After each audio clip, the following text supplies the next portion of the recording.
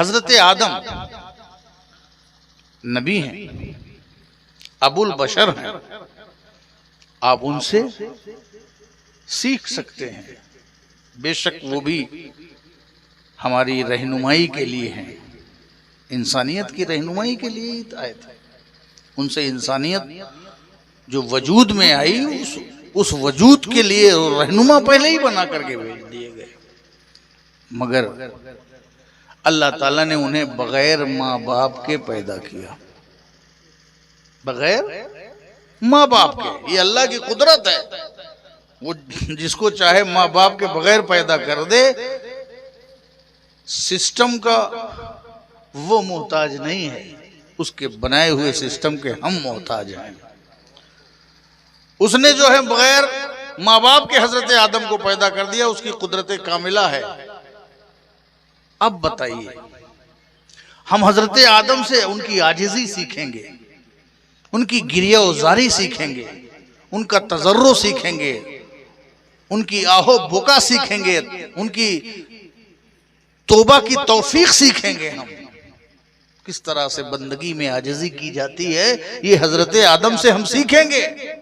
मगर जो बगैर माँ बाप के पैदा हुआ हो, उससे हम माँ बाप की खिदमत कैसे सीखेंगे? उससे हम उस माँ बाप की खिदमत कैसे की जाए, ये हम हजरत आदम से नहीं सीखेंगे। आदम अबुल बशर हैं, उनकी जिंदगी भी मेरे नबी की जिंदगी की तरह नहीं। जब आदम मेरे नबी की तरह नहीं तो कोई आदमी मेरे नबी की तरह कैसे होगा? हैं? अब आप देखें कि उनकी जिंदगी से आपको ये नहीं पता चलेगा कि माँ बाप की खिदमत कैसे की जाए। मगर हम सबके आका व मौला मोहम्मद मुस्तफ़ा सल्लल्लाहु ताला अलैहि वसल्लम ने इरशाद फरमाया, हजरत बयान कर रहे थे कि माँ के कदमों के तले जन्नत है और बाप जन्नत का दरवाजा है। बाप जो है वो जन्नत का दरवाजा है, माँ के कदमों के तले जन्नत है। माँ का बहुत बड़ा मर्तबा है। माँ के आज कुछ ऐसा कभी पेश कर दिया जाता है कि जैसे माँ बाप की किसी से मुकाबला है, किसी मुर्शिद से या किसी पीर साहब से या किसी आलिम से, मुफ्ती से मुकाबला। जी नहीं, सबके माँ बाप हैं। मुर्शिद के भी माँ बाप हैं, पीर साहब के भी माँ बाप हैं, गौसे आजम के भी माँ बाप हैं। माँ बाप का अपना मकाम है, उस मकाम की तो कोई हद ही नहीं है। अगर वो अपनी जिंदगी के हजारों शब रोज एक कर डाले औलाद, तब भी माँ के उस आखिरी दर्द का बदला नहीं दे सकता। माँ बाप का बहुत बड़ा मकाम है, बहुत बड़ा मर्तबा है, उनका बहुत बड़ा मकाम है। आप देखें कि माँ, मुझे तो एक ऐसा तजर्बा जहन में आता है कि माँ 9 महीना अपने बच्चे को अपने पेट में रखती है। पहले माँ अपने शौक से खाती थी, अपने शौक से पीती थी, लेकिन जब उसका बच्चा पेट में आ जाता है तो माँ बच्चे को ख्याल करके खा रही है, बच्चे को सोच सोच के खा रही है। कोई अगर मुकव्वी चीज खा रही है, सेब खा रही है, संतरे खा रही है, तो अपना ध्यान करके नहीं खा रही है, वो सिर्फ ये नियत कर रही है कि इससे मेरे बेटे की ताकत में इजाफा होगा, मेरे बच्चे की तख्लीक में इजाफा होगा, उसकी सेहत में इजाफा होगा। अब वो माँ 9 महीने तक अपने बच्चे को सोच सोच के खा रही, खाने का दिल नहीं भी चाह रहा है तब भी इसीलिए खा रही है कि मेरे पेट में बच्चा है, क्योंकि बच्चा माँ के खून से तैयार होता है। आपने देखा होगा कि सप्लाई लाइन रहती है, नाफ के जरिए खून जाता है, ब्लड चढ़ता है, उसी से बच्चा तैयार होता है। बाद में नाफ काटी जाती है, वो सप्लाई लाइन बाद में जब जरूरत खत्म हो गई तो काट दी जाती है। तो माँ जो है अपने बच्चे को सोच सोच के खाती है, समझ समझ के खाती है, ध्यान में रख करके खाती है। वो हर वक्त अगर अपनी भी सेहत का उस वक्त ख्याल कर रही है जिस वक्त उसका बच्चा उसके पेट में है, तो वो भी अपने बेटे की रियायत में सोच रही है।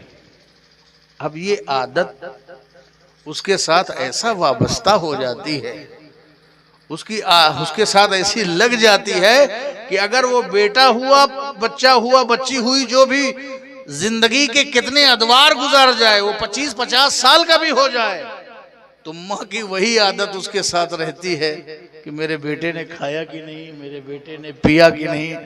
आपकी 40 साल की उम्र होगी बाप की बूढ़ी माँ, उसको यही फिक्र है कि मेरे बेटे ने खाया कि नहीं, पहना कि नहीं, ओढ़ा कि नहीं, सर्दी तो नहीं लग रही, गर्मी तो नहीं लग रही। क्यों? क्योंकि इसी की उसको प्रैक्टिस होती है तरबियत के दौरान।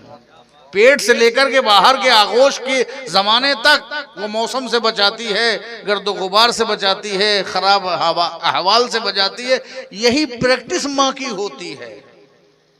आज के बच्चे नहीं समझते, माँ को झिड़क देते हैं, माँ की ख्वाहिशों का एहतराम नहीं करते, माँ की चीज़ों को समझते नहीं हैं, उनकी क्या ज़रूरत है उसको नहीं देखते हैं। अपने शौक के गलबे के आगे माँ की ज़रूरियात से गाफिल हो जाते हैं।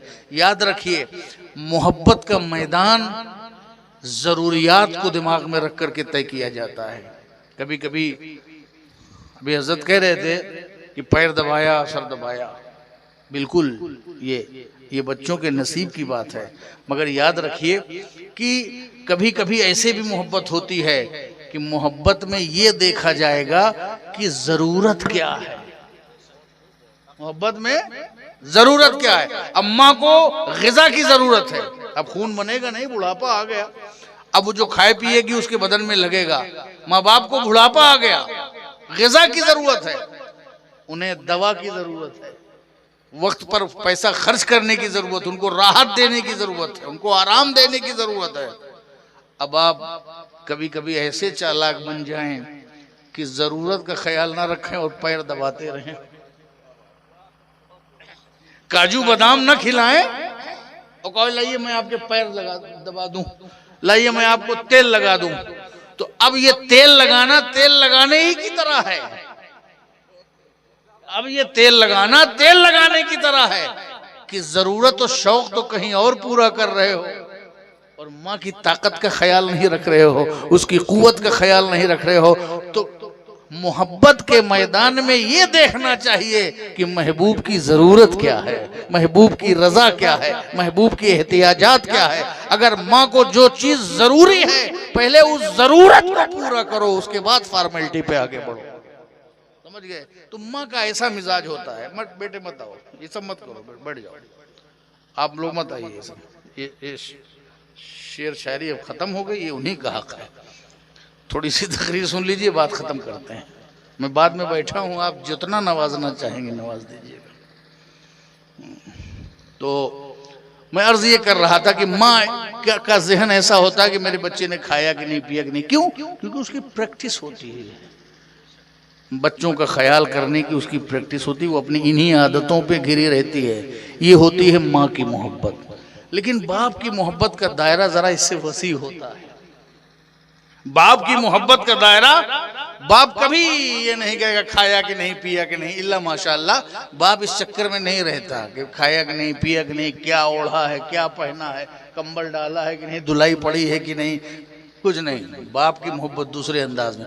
उसकी मोहब्बत बहुत कानूनी होती है, उसकी मोहब्बत बहुत दस्तूरी होती है, उसकी मोहब्बत बहुत फिक्री होती है। माँ की मोहब्बत घर के आंगन के दायरे में होती है कि मेरा बेटा कब लौटेगा, शाम हो गई आया नहीं। मगर बाप जो है अपने बेटे को शाहीन की तरह फिजाओं में छोड़ता है कि जाओ दुनिया में अपना नाम पैदा करो, हमारे घर के मिशन को आगे बढ़ाओ, तहरीक के आगे बढ़ाओ, तुम मेरे घर के चिराग बन जाओ। बाप की मोहब्बत फिक्र के आंगन में नहीं रहती है, बल्कि बाप की मोहब्बत जो है आजाद फिजा में रहती है। एक दुनिया में बाप ही है जो ये चाहता है कि मेरा बेटा मुझसे आगे निकल जाए।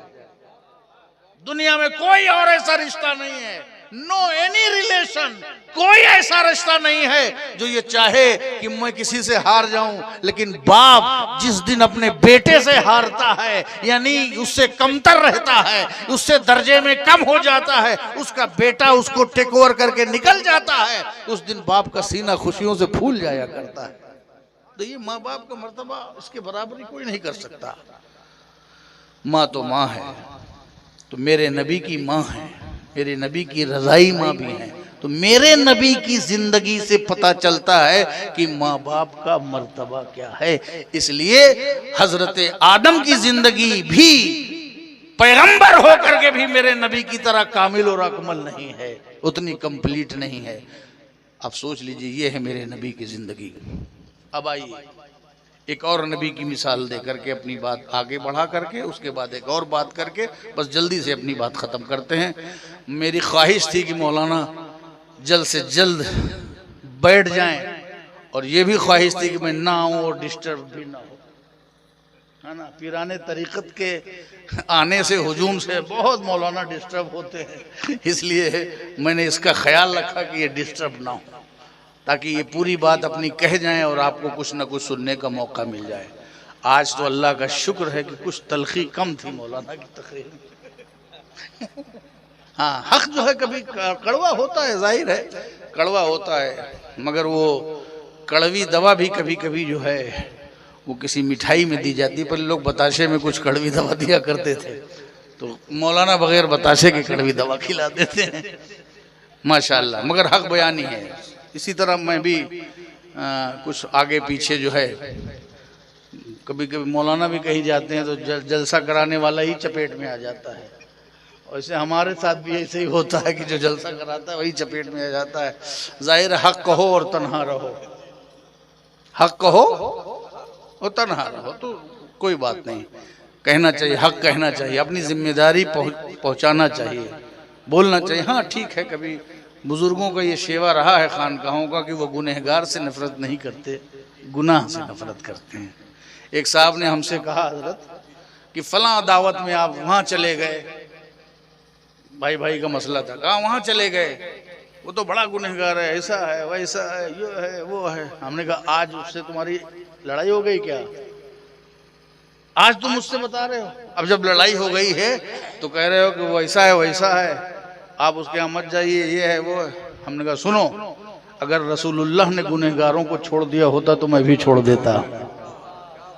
अगर रसूलुल्लाह ने गुनहगारों को छोड़ दिया होता तो मैं भी छोड़ देता, और मैं तो खुद भी गुनहगार हूँ। तो ऐसे मौके पर अपना सूफिया का खानका का अपना मनहज है। ये और बात है कि अब वो खानकाहें ढूंढने से नहीं मिलेंगी, न किसी खानका में मोइनुद्दीन बैठा है, न किसी खानका में कोई इमाम गजाली बैठा है। दोनों मदरसे गजाली को ढूंढ रहे हैं, खानका मोइनुद्दीन चिश्ती को ढूंढ रही है।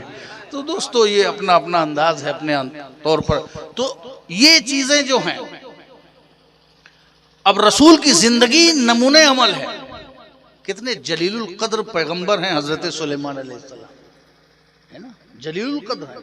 हवाओं पे हुकूमत, फिजाओं पे हुकूमत, दरियाओं पे हुकूमत, चरिंद परिंद तरिंद सब पर उनकी हुकूमत। एक पावरफुल नबी हैं, एक जलीलुल शान नबी हैं, एक अजमत वाले नबी हैं, एक ताकत और कयादत वाले नबी हैं। लेकिन अब उनकी जिंदगी को कोई शासन वाला आइडियल बनाए, कोई प्रशासन वाला आइडियल बनाए, कोई कुव्वत वाला आइडियल बनाए, कोई तख्तो ताज वाला आइडियल बनाए। एक गरीब कैसे बनाएगा, एक यतीम कैसे बनाएगा, एक मिस्कीन कैसे बनाएगा, एक कमजोर कैसे बनाएगा, एक नादार कैसे बनाएगा, एक आम आदमी कैसे बनाएगा। बहुत जबरदस्त शख्सियत है, जबरदस्त नबी हैं, मगर मेरे नबी के मुकाबले में उनकी भी जिंदगी उतनी कामिल व आकिल नहीं है। मेरा नबी यतीम है, यतीमों का सहारा है, बेवाओं का सुख है, गरीबों का मसीहा है, बेदर्दों के दर्द का सहारा है, गमजदों के गम का मरहम है। किसी भी लेवल का आदमी हो, हत्ता कि बकरियां चराने वाला सोचे कि क्या मेरे लिए भी नबी आइडियल हो सकते हैं, तो मेरे नबी ने बकरी चरा के बताया है कि बकरी चराने वालों अपने आप को अलग न समझो, तुम भी नबी से अपने आप को रिलेट कर सकते हो और तुम भी मेरे नक्शे कदम पर चल सकते हो और मेरी सीरत को तैयबा की जो है वो मुवाफिकत कर सकते हो। अगर कोई पहलवान कहे क्या मेरे लिए भी आइडियल है, तो नबी ने रोकाना को पिछाड़ करके बताया था, ऐ पहलवानों मैं तुम्हारे लिए भी आइडियल है। मेरा नबी एक जामे सिफात है। इंजीनियर चाहे तो आइडियल बनाए, डॉक्टर चाहे तो आइडियल बनाए, तबीब चाहे तो आइडियल बनाए, हकीम चाहे तो आइडियल बनाए, फौजी चाहे तो आइडियल बनाए, ब्रिगेडियर चाहे तो आइडियल बनाए, जनरल चाहे तो आइडियल बनाए, कर्नल चाहे तो आइडियल बनाए। जिंदगी के तमाम तबकों का, जिस तबके का कोई भी फर्द है, मेरे नबी को रहनुमा बना सकता है, रहबर बना सकता है। लक़द काना लकुम फी रसूलिल्लाहि उस्वतुन हसना, तुम्हारे लिए रसूल की जिंदगी नमूने अमल बना दी गई है। जिंदाबाद जिंदाबाद। समझ गया? ये है रसूल की जिंदगी। मेरे नबी की जिंदगी जैसी किसी की जिंदगी नहीं। तो मैं कहता हूं कि देखिए आप कि वो रसूल अकरम सल्लल्लाहु अलैहि वसल्लम की जिंदगी हम सब के लिए सबसे बड़ा रोल मॉडल है। सेकंड लास्ट नबी हजरत ईसा अलैहिस्सलाम बहुत अजीम नबी, बहुत प्यारे नबी हैं, मुजज़ात और कमालात का खजाना है उनके पास। लेकिन हजरत ईसा अलैहिस्सलाम की जिंदगी पर चल के तुम्हें यह नहीं पता चलेगा कि अज़दवाजी जिंदगी के हुकूक क्या होते हैं, औरतों के फंडामेंटल राइट्स क्या हैं। ये हजरत ईसा से नहीं पता चलेगा कि औरतों के बुनियादी हुकूक क्या है, घरेलू जिंदगी माशरे का मकाम क्या है, किस तरीके से जिंदगी की उलझनों को सुलझाना है, रिश्तों को कैसे बरतना है, हुर्मत को कैसे उसका लिहाज रखना है। मेरे नबी ने मुताद्दिद अज़वाज ताहिरात से निकाह फरमा के, जिनमें ज्यादातर ओल्ड हैं और बेवा हैं, उनको पनाह भी दिया है और उनके जरिए इस्लाम की एक अजीम खिदमत गली गली, गांव गांव, कबीले कबीले तक पहुंचा दी है। औरतों को भी इस्लाम की मुबल्लिगा बना दिया। औरतों के मसाइल कसरत के साथ जब वजूद में आए तो वो इस्लाम के रूल्स बन गए, रेगुलेशन बन गए। अगर इतनी कसरत अज़दवाज ना होती तो शायद इतने मसाइल सामने ना आते। तो जो मसाइल निकले, जिसके साथ जो पेश आया, उस पर रसूल का इरशाद, उस पर कुरान के इरशादात, ये सब मिल करके खवातीन जो कि एक बहुत बड़ा सेक्टर है भाई जिंदगी के हैं, तो उनके लिए अल्लाह ताला ने एक बहुत बड़ा डॉक्यूमेंट इकट्ठा कर दिया। अब हमको अज़दवाजी जिंदगी के लिए किसी उसूल की जरूरत नहीं है, किसी जो है दस्तावेज की जरूरत नहीं है, किसी कानून की जरूरत नहीं है। हम अपनी अज़दवाजी जिंदगी के लिए हम सिर्फ मोहताज हैं शरीयत के। हम शरीयत की तरफ देखेंगे, किसी की तबीयत की तरफ नहीं देखेंगे। लक़द काना लकुम फी रसूलिल्लाहि उस्वतुन हसना। हजरत ईसा की जिंदगी पे चल के तुम्हें औरतों के हुकूक और शादी ब्याह के मरासिम और उसके हुकूक और उन सब के मामलात को आप नहीं पता लगा सकते हजरत ईसा पर। लेकिन मेरे नबी ने वो डिटेल आपको दे दी है, वो तफसील आपको दे दी है और बता दिया कि रिलेशनशिप जो जरूरत है मर्द और औरत की, शहवत जरूरत है, फरोगे नस्ल के लिए जरूरत है, मगर नस्ल के फरोग के लिए अब हजरत ईसा से कैसे सीखोगे जो मुजर्रद रहे। तुम मेरे नबी ने उसूल दे दिया, अन्निकाहु मिन सुन्नती, निकाह मेरी सुन्नत है, निकाह का एहतमाम करो।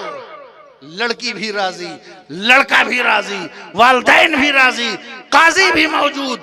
निकाह मसनूना के लिए खुतबा भी हो रहा है, गवाह भी है, ईजाब भी है, कबूल भी है, ऐलाने आम भी है, एहतमाम भी है। जमाना उसको देख भी रहा है, सुन रहा है, इसलिए इस रिश्ते को रिकॉग्नाइज किया जा रहा है। ये समाज भी इसको मान रहा है, खुदा भी मान रहा है, रसूल भी मान रहे हैं, क्योंकि ये निकाह की तकरीब है। ये मेरे रसूल ने उसूल दिया। इसके अलावा कोई रिलेशनशिप जैसे अमेरिका में, कोई रिलेशनशिप जैसे यूरोप में, उनकी जो जिंदगी है, अगर उस जिंदगी से कोई अपने रिश्ते को इस्तवार करता है तो मेरे नबी की तरहीब मौजूद है। फमन रग़िबा अन सुन्नती फलैसा मिन्नी। जो रिश्ते निकाह के अलावा बनाए जाएंगे और किसी और तरह से कांटेक्ट किया जाएगा तो जान लो कि वो लोग हमसे नहीं हैं। वो यूरोपियन हो सकते हैं, वो मगरबी तहजीब के दिलदाता हो सकते हैं, वो दुनियादार हो सकते हैं, मगर वो उम्मत मुस्लिमा के वफादार फर्द नहीं हो सकते। ये है मेरे नबी का उसूल। लक़द काना लकुम फी रसूलिल्लाहि उसवतुन हसना, तुम्हारे लिए रसूल की जिंदगी नमूने अमल है। माँ बाप के साथ सलूक करना हो तो रसूल की जिंदगी नमूने अमल। जिंदगी के जिस जायज और नेक शोबे में तुम्हें मेहनत और काविश करनी है, सही करनी है, सब मेरे नबी की जिंदगी नमूने अमल है। मगर बताओ किसने नबी की जिंदगी को पढ़ा है? मैं अगर स्टेज पे भी कहूं तो शायद ये बात मेरी जसारत हो जाएगी, मैं वो हिम्मत नहीं करता। मगर मुझे नहीं लगता कि एक फर्द ने भी यहाँ नबी की सूरत आमीना की गोद से लेके गुम्बद खजरा में मकी होने तक किसी ने सीरत पढ़ी है। अगर किसी ने पढ़ी हो तो हाथ उठाए, मैं उसको इनाम दूंगा। नहीं पढ़ी है। ये नबी के उम्मती हैं। 100 लोग, 200 लोग, 500 लोग बैठे हैं, इन्होंने अपने नबी की सीरत नहीं पढ़ी है। बॉलीवुड स्टार की करामतें मालूम है, उनकी हिकायतें मालूम है, हॉलीवुड के बारे में मालूम है, खिलाड़ियों के बारे में मालूम है, दुनिया के हर फर्द के बारे में, बड़े बड़े साहूकारों के बारे में मालूम है। नहीं मालूम तो अपने नबी के बारे में नहीं। जो उम्मत अपने नबी के बारे में कुछ नहीं जानती और जिसने अपने नबी की ही सीरत न पढ़ा हो, वो उसको जब जानेगा नहीं वो मानेगा क्या? वो मालूमात ही नहीं है उसको। अरे ये सारे जितने बुजुर्ग हैं ना, ये इसीलिए बुजुर्ग हैं कि वो नबी की सीरत से करीब रहे हैं। ये इसीलिए बुजुर्ग हैं। अगर ये नबी की सीरत से करीब ना हो तो कोई बुजुर्ग दुनिया में ना रहे, कोई वली दुनिया में ना रहे। सब इताते मुस्तफा के पैकर में ही वली बने, चाहे गौसे आजम हो, चाहे गरीब नवाज हो, चाहे जो भी वली हो, ये इताते मुस्तफा के पैकर में वली बने हैं। जिसने मुस्तफा की इताअत नहीं की वो कामिल मोमिन नहीं है, वली क्या होगा? इसलिए सबसे पहले आपको रसूल पाक सल्लल्लाहु अलैहि वसल्लम की सीरत पढ़ना है और बुजुर्गों से जो मिलना है वो उनकी रूहानियत के लिए, उनके किरदार के लिए, उनकी जिंदगी, उनके नस्बुल ऐन पर अमल करने के लिए मिलना है। अपने मन से चाहना, अपने मन से इस्लाम बनाना और है, अल्लाह और उसके रसूल और वफादार बुजुर्गों के हाथ से दिया हुआ इस्लाम और है। जरा इस पर आप गौर करें कि हम अपने मन वाला इस्लाम बनाना चाहते हैं जो हमारी मर्जी से चले, जिसको हम सवाब बनाएं, जिसमें हम फजीलत बने। तो ज़रूरतें स्टेज की भी और हर जगह की उस चीज़ का इजाफा कर रही हैं। सारी बातें नहीं कह सकता, मगर फिर भी आप बहुत खुशनसीब हैं। इतने लोग कम से कम इतनी महफिल में बैठे हुए हैं, उलमा के बयानात सुन रहे हैं। नाते मुस्तफ़ा कोई बुरी चीज़ तो है नहीं, अच्छी चीज़ है। तकरीर अच्छी चीज़ है, कड़वी हो या खट्टी हो, वो आप सुन रहे हैं, बर्दाश्त कर रहे हैं, आप जाग रहे हैं। बहरहाल आप उन लोगों से बेहतर हैं जो ये नहीं सुन रहे हैं या जो गफलतों में वक्त गुजार रहे हैं। हाँ, जो लोग गुनाहों से बच के सो रहे हैं उनका सोना सोने की तरह है। अगर बहुत से ऐसे नाच गाना हो रहा है मगर वो सो गए कि नहीं भाई हम नहीं जाएंगे, हम सोएंगे, तो आपका सोना सोना है। लेकिन अगर आप ना सो करके यहाँ जाग रहे हैं तो ये भी आपका सोना सोने पे से ज्यादा सोने पे सुहागा है। अल्लाह ताला हम सबको नेकियों की, भलाइयों की, अच्छाइयों की तौफीक अता फरमाए। व आखिर दावाना अनिल हम्दुलिल्लाहि रब्बिल आलमीन।